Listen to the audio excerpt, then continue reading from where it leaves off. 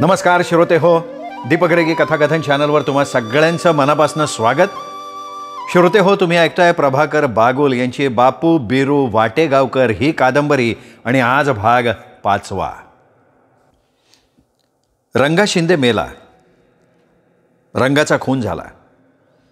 बापू बिरूनं त्याला अद्दल घडवली. एक विषारी नागराज चेचून चेचून मारून टाकला. आई बहिणींवर अत्याचार करणाऱ्या काळभैरवाला मृत्यूदंड देऊन गावाची सुटका करून टाकली. भीतीनं धुमसणारा बोरगाव त्यांनी शांत केला.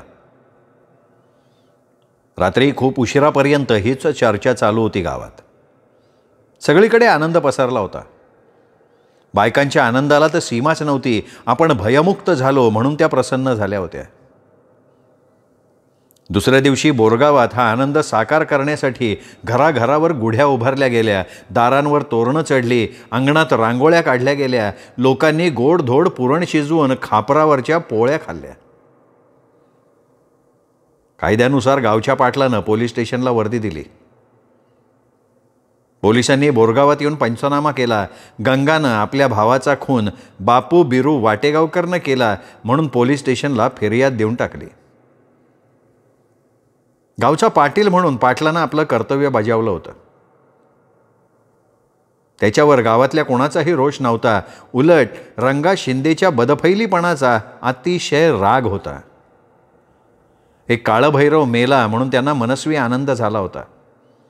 गावाची गुंडगिरीतनं सुटका झाली म्हणून पाटील सुखावले होते. आणि येथूनच बापूच्या रक्तरंजित संघर्षाला प्रारंभ झाला. बापू बिरूचं नाव पंचक्रोशीत ज्याच्या त्याच्या कानावर पडायला लागलं. बायका त्याला दुवा द्यायला लागल्या, त्याचा उदो उदो करायला लागल्या. बापू त्या रात्री आपल्या मळ्यात आला होता. मळ्यातच त्यांनी रात्र काढली. दुसऱ्या दिवशी वारू मळ्यात आला. वारू व्यथित होऊन म्हणाला, दादा. काय म्हणतो वारू? दादा, असं व्हायला नको होतं. मग काय त्या रांग्याला बायकांच्या आबरूची खेळू द्यायला पाहिजे होता का? अरे, एक प्रकारे झालं ते बरं झालं म्हणा, पण आता पुढं काय? काय जे होईन त्याला तोंड द्यायला लागन. मी ऐकलं की गावच्या पाटलानं पोलिसांनी कळवले. अरे, त्यांनी त्याचं काम करून टाकलंय. पाटलांनी कळवलं नसतं ना तर पाटील गोत्यात आला असता. त्या रंग्याच्या दादागिरीला पाटील देखील वैतागून गेलते. आई काय म्हणते मला सांग? अरे, आईला रातभर झोप नाही, लय काळजी करत होती. तिला बजावून सांग म्हणा तुझा बापू लय खंबीर आहे, सगळ्यांना पुरण ओरल म्हणाव. अरे, मला देखील भ्या वाटते दादा. अरे, पोलीस खातं कसं लय उलट्या काळजाचं असतंय ते. अरे वारू, काय मेंढी वानिली अंड्या टाकतो हा? तुझा दादा वाघाच्या जबरस आहे, एकेकासने फाडून खाईल. काय विचार करू नका. बरं मला सांग, तू घराकडं कवा जाशील? हे काय शेळ्या मेंढ्याचं दूध पिळून झालं का लगेच घराकडं निघून जाणार. दोपरचा भाकऱ्या घेऊन येतो. पोलीस काय हालचाल काढते ते देखील बघून येईल मी. हा ठीक आहे मग. वारू शेळ्या मेंढ्यांच्या वाड्याजवळ गेला. त्याने सोबत 2 पितळी चारव्या आणल्या होत्या. शेळ्या मेंढ्यांची पिलं मोकळी सोडून पाजून घेतली. मग एका चरवीत मेंढीचं दूध पिळून घेतलं, दुसऱ्या चरवीत शेळीचं दूध पिळून घेतलं. पुन्हा ती पिलं सोडून दिली. वारू आपल्या कामाला लागला असताना बापू कृष्णाकाठच्या डोहाकडे निघून गेला. त्यांनी भराभरा आंघोळ केली. डोहा चिरताना त्यांनी कमरेला एक जुनं धोतर गुंडाळलं होतं. काठावर येऊन तेच त्यांनी कपडे घालून टाकले. खांद्यावर घोंगडी टाकली. डोक्यावर पिवळा पटका बांधला. एका हाती त्यांनी फरशी घेतली, दुसऱ्या हाती दंडुका घेतला. तो मळ्याकडे आला. वारूनं दुग्धपानाचं काम आटोपलं होतं. बापू आल्याचं बघून वारूनं विचारलं, अरे दादा कुठं गेलता? अरे, पाण्याच्या डोहावर गेलो, आंघोळ करून घेतली. आंघोळ केली की कसं मोकळं मोकळं वाटते. गरम गरम शेळ्याचं दूध एका भांड्यात ठेवलंय, तेवढं पिऊन घे, मग मी जाईल घराकडं. दोपरला लगेच परत येतो, चालेल ना? हा चालेल बाबा. बापूनं भरलेलं भांडं हाती घेतलं. दूध घटाघटा पिऊन टाकलं. मोकळं भांडं वारूच्या हातात दिलं. मग दुधाच्या 2 चारव्या हातात घेऊन वारू झपाझपाट पावलं टाकत गावाकडे निघून गेला. घरी येऊन दुधाच्या चारव्या आईच्या हातात देऊन तो गणपती चौकाकडे निघून गेला. तिथे गेल्यावर त्याला समजलं की पाटलानं रंगा शिंदेच्या प्रेताचं रक्षण करण्यासाठी गावकामगाराला संपूर्ण रात्र पहाऱ्यावर ठेवलं होतं. सकाळी 10 वाजता एक PSI अधिकारी आणि 2 पोलीस बोरगावला आले. त्यांनी त्या प्रेताचा रीतसर पंचनामा केला. मग ते प्रेत त्यांनी गंगा शिंदे आणि त्याच्या भावकीतल्या लोकांच्या ताब्यात दिलं. त्या लोकांनी स्मशानभूमीत जाऊन प्रेताला मुखाग्नी दिला. त्यावेळी स्मशानभूमीत भावकीतले फक्त 15-20 लोक उपस्थित होते. बाकी गावातलं कुणीही तिकडे फिरकलं सुद्धा नाही. त्यानंतर वारू आपल्या घराकडे आला. आईला त्यांनी सगळं सांगितलं. पण त्या घटनेनं झेलाबाई अगदी कोरडी खट्ट होऊन गेली होती. अश्रू गाळण्यापलीकडे ती दुसरं काहीही करू शकत नव्हती. शेवंतीबाई आणि गुणवंताबाईची अशीच काहीशी अवस्था झाली होती. वारू भाकऱ्या घेऊन मळ्यात गेल्यावर त्यांनी बापूला सगळा वृत्तांत सांगितला. पण बापू त्याच्यावर काही बोलला नाही. दोघांनी शांतपणे आपापली जेवणं आटोपून घेतली. प्रेताचा पंचनामा झाल्यावर गंगा शिंदेनं बापू बिरू वाटेगावकर विरोधात कायद्याच्या 302 कलमानुसार आपल्या भावाच्या खुनाचा गुन्हा संबंधित पोलीस स्टेशनला नोंदवून टाकला. बापू आपल्या मळ्यात उसाच्या शेतात दडून बसला होता. तो गावाकडे फिरकलाही नाही. रंगा शिंदेचा पंचक्रियेचा दिवस उगवला. त्या दिवशी गंगा शिंदे आपल्या भावकीतल्या लोकांबरोबर कृष्णा नदीच्या तीरावर गेला. त्यांनी मुंडन केलं. पुरोहित ब्राह्मणानं धार्मिक विधी केले. मग गंगा शिंदेनं एका धारदार हत्यारानं आपल्या उजव्या हाताच्या तर्जनीवर थोडंसं कापलं. रक्त बाहेर येताच त्यांनी ते आपल्या कपाळावर रक्ताचा टिळाच लावून टाकला. त्यांनी शपथच घेतली की या धनगराच्या बाप्यानं माझ्या रंगादादाच्या पोटात चाकू खुपसून त्याचा कोथळा बाहेर काढला होता. त्याचं रगत सांडलं होतं. म्या त्याचा भाऊ माझ्या रक्ताची शपथ घेऊन सांगतो का बापू बिरूचा खात्मा केल्याशिवाय माझ्या जीवाला समाधान लाभणार नाही.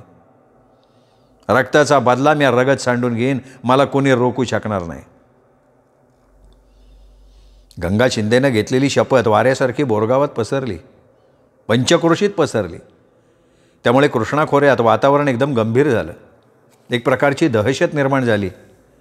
एकमेकांशी बोलताना लोक सावधपणे बोलत होते. वारूनं गंगा शिंदेनं घेतलेली शपथ बापूच्या कानावर घातली. बापू मात्र शांत होता. 2 दिवस निघून गेले. 3ऱ्या दिवशी बापूनं गंगा शिंदे गावातच आहे ही खात्री पटवून घेतली. बापू जरी उसात दडून बसला असला तरी त्याचे जवळचे लोक त्याला गुप्तपणे भेटून जातच होते. गावातली इत्थंभूत माहिती त्याला देत होते. दुपारी वारू घरनं भाकऱ्यांचं गठुडं घेऊन आला. जेवण करताना बापू म्हणाला, वारू, काय बापू, सांजाला मळ्यात भाकऱ्याचं गठुडं घेऊन येशील ना, तवा मेंढ्याचं वाळवलेलं मांस घेऊन ये. वारूला गहन प्रश्न पडला की आपला भाऊराया बापू मांसाला स्पर्श करत नाही. त्यांनी कधी आपलं मन बाटवलं नाही. उभ्या आयुष्यात त्यांनी मांसाला कधी स्पर्श केला नाही. मग आज ह्याला मांस का पाहिजे? पण त्याला आपल्या थोरल्या भावाचा विश्वास होता, त्याच्याबद्दल आदर होता. म्हणून वारूनं मेंढ्यांचं वाळवलेलं मांस का हवं आहे हा प्रश्नच त्याला विचारला नाही. तो गप्प राहिला. संध्याकाळी मळ्यात आला तेव्हा मेंढ्याचं वाळवलेलं मांस त्यांनी सोबत आणलं होतं. बापूनं रात्री आपलं जेवण घेतल्यानंतर वारू घरी गावाकडे निघून गेला. बापू नेहमीसारखा शांत होता. घरून आलेल्या भाकऱ्या त्यांनी खाऊन घेतल्या.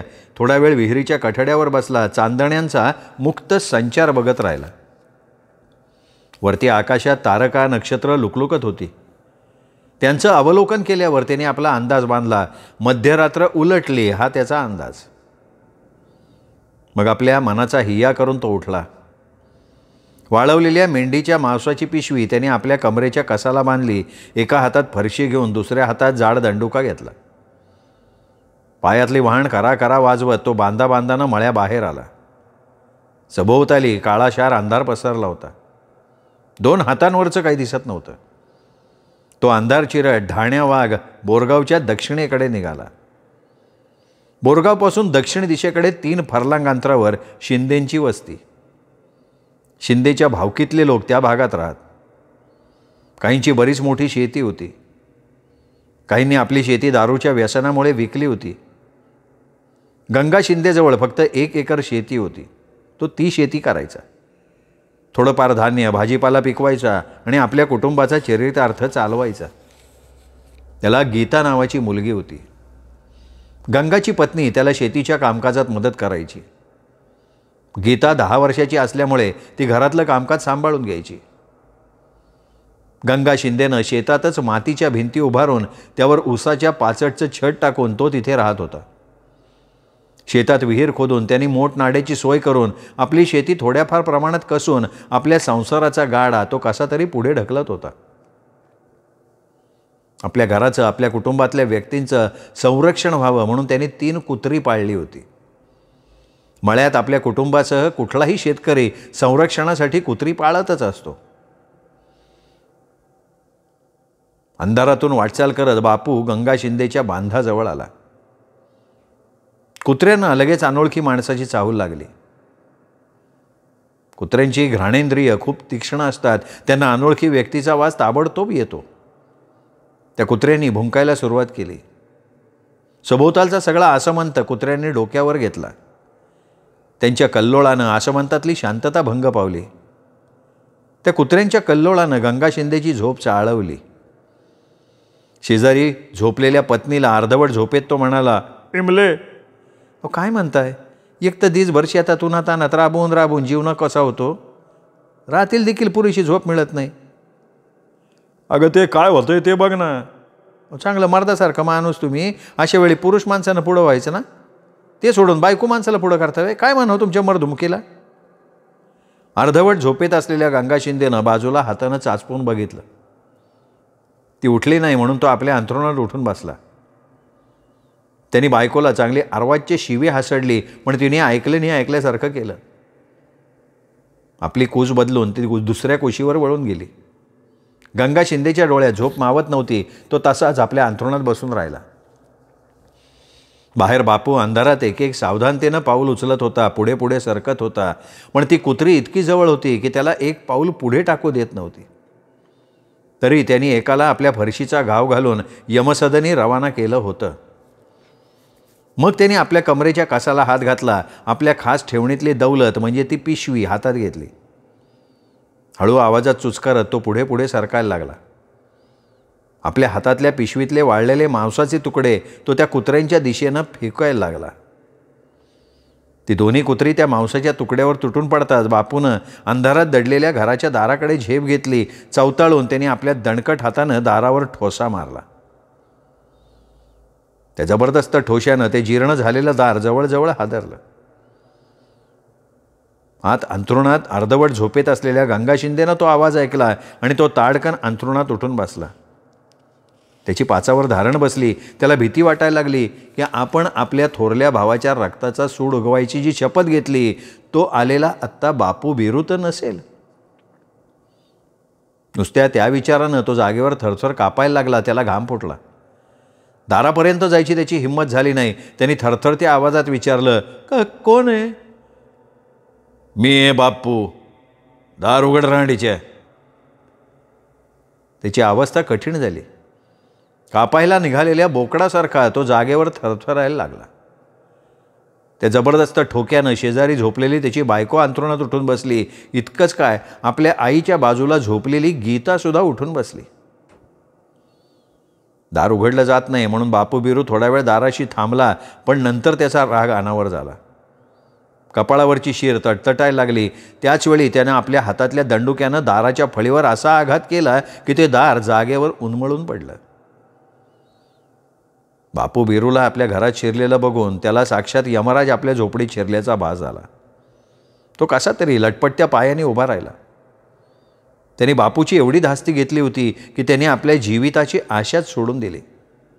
त्याची बायको आणि मुलगी गीता भीतीनं थरथरत भिंतीजवळ जाऊन टेकून उभ्या राहिल्या. बापू पहाडी आवाजात म्हणाला, "ए गांग्या, जीव असतात तू माझ्यावर सूड उगवायची शपथ घेतली. माझं रागात सांडणार म्हणून तू घोषणा केली होती. आता म्या तुझ्या समोर हजर झालोय. असेल तुझ्यात दम तर मला खरोखर मारून दाखव. मार मार मला. बापू बापू मला माफ कर." "तुला अनमाफी? रांडीचे, तुझ्या त्या हरमखोर भावानं एका घरपणाला आलेल्या बाईच्या इज्जतीशी खेळून तिला जीवानीशी मारलं. त्याला त्या बिचारीची थोडी देखील दया आली नाही. त्यो निस्ता सैतान झालता आणि तू जी एका सांडबोकडाला सजा म्हणून मी ठार केलं. पण आता तू माझ्या जीवा उठला वय. म्याहून तुझ्या घरात शिरलोय. घे तुझी शपथ पुरी करून. अरे गंग्या, अशी नामी संधी तुला पुण्यांदा मिळणार नाही. नग बापू नग, मला माफ कर बाबू. पुढे होऊन तो बापूच्या पायावर वाकून क्षमा मागायला लागला. गंगा शिंदेचा तो शेपूट घालण्याचा पवित्रा बघून बापू संतप्त झाला. त्याचा राग अनावर झाला. त्या झटक्यात त्यांनी गंगा शिंदेला आपल्या लाथेनं ठोकरलं. त्याच्या पायातल्या जाड वाहण्याचा आघात असा काही कठीण होता की तो समोरच्या भिंतीवर दाणकन आपटला. त्याची बायको पुढे आली. हात जोडून बापूला विनंती करत म्हणाली, भावराया, माझ्या नवऱ्याशी मारू नको. हात जोडून विनंती करते. या सैतानासाठी कशाला विनंती करते तो? याचा थोरला भाऊ वळचणीतला साप होता, साप. लय इशारी होता.